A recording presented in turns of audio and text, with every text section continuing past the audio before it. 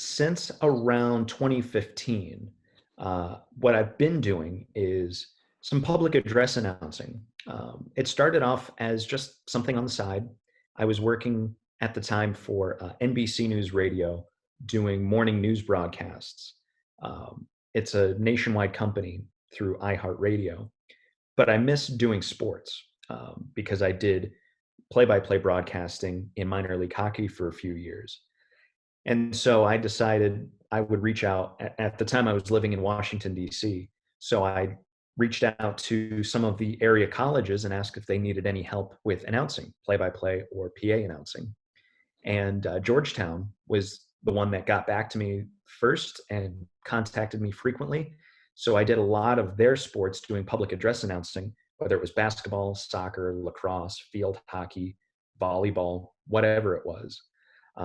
And so did that on the sides on weekends, weeknights, had a great time doing it.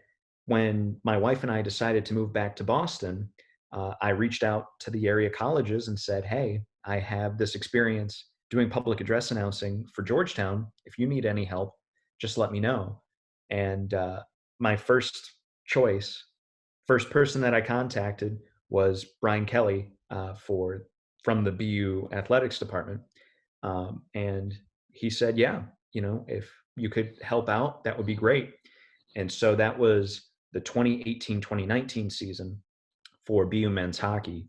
I did a handful of games, which really was a dream come true for me. My freshman year at BU was 2008, 2009, and that's when BU won the national championship. So that was a great way to get introduced to the program. And I've been in love with BU hockey ever since. Really, I've been a diehard fan, season ticket holder for quite a few seasons. So to be able to be on the mic at a game was beyond my wildest imagination. Um,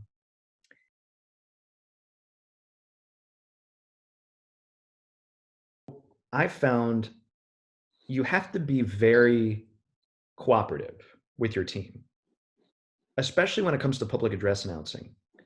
I do it at BU, I do it at Harvard, I also do it at Northeastern. I do a whole bunch of sports for all the schools. And every production is different. Some will be more hands off. They'll give you the script, they'll give you a rundown of what's going on, and then you just go with the flow. Some are more intensive, like BU hockey. The script is super thick. I have 3 or 4 times as many little blurbs that I have to read compared to the other schools, and I have to wear a headset. So I'm in constant contact with the production team, with the stats booth, trying to stay on top of things in terms of the game, but also the production. So being part of a team is integral. You have to be able to listen to the instructions and then you have to execute them, sometimes on the fly. They might ask you to say something that isn't in the script and say, just do it in your own words. And so it takes you a few seconds. You try and figure out what's the best way of announcing this to 3, 4, 5,000 people. And then you just do it. So cooperation is a big part of it. Having good listening skills is another part of it. I also find it's incredibly important to be organized. If I can go into a game knowing pronunciations, knowing positions, knowing a little bit about the team, not only that I'm announcing for, but the opposing team, that's one less step. You're already that much farther in the process. So a day or two before a game, I'll look up on the website, I'll run through the names, I'll look through the history, I'll kind of get a good idea of the team itself. So that way, when I come in, I'm ready to go. I normally get in an hour early anyway, just to read through the script. But then I'll also meet with people and get the exact pronunciations. Some sports like basketball, I actually create my own sheet of paper with the roster pronunciations. Um, I'll have spaces for how many points they score, how many fouls they accrue. That's just a good way of being organized, prepared, so that way, if something comes up during the game, it doesn't catch you by surprise.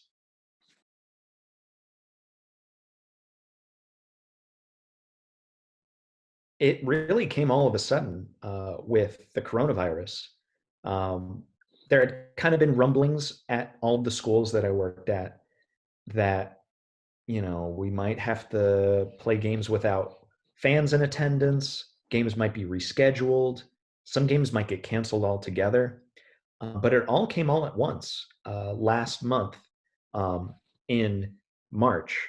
It was just one day in the middle of the week when I think Harvard was actually one of the first to do it. They were going to be hosting the Ivy League men's and women's basketball tournament on campus. And I was actually going to do some of those games. And they were the first ones to announce it's all canceled, no games. They're just going to award the title to the regular season champions, not even play the tournament. And it was a quick domino, right? It was a quick domino effect right after that, where other schools started reaching out and saying, hey, just so you know, this game is postponed, or don't worry about this game next week. And then within 24 hours, everybody canceled. So that was quite, uh, it wasn't a surprise, but it was definitely a very shocking turn of events because I went from fully expecting having to do sporting events through May, a solid 2 months of work just vanished uh, overnight. So that was very difficult to adapt to because, that's a source of income for me. But not only that, it's something I really enjoy doing. So you go from looking at your calendar and saying, I have 5 games this week at 4 different locations to I have nothing all week and trying to fill in the gaps. And because it is an hourly based position, that's not guaranteed income. So if you don't work the games, you don't get paid.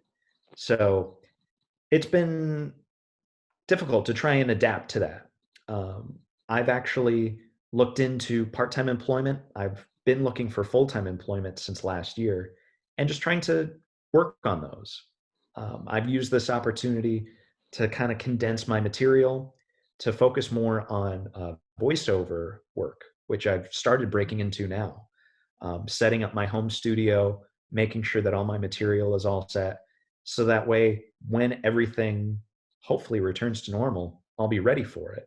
It's being prepared, being organized on a larger scale.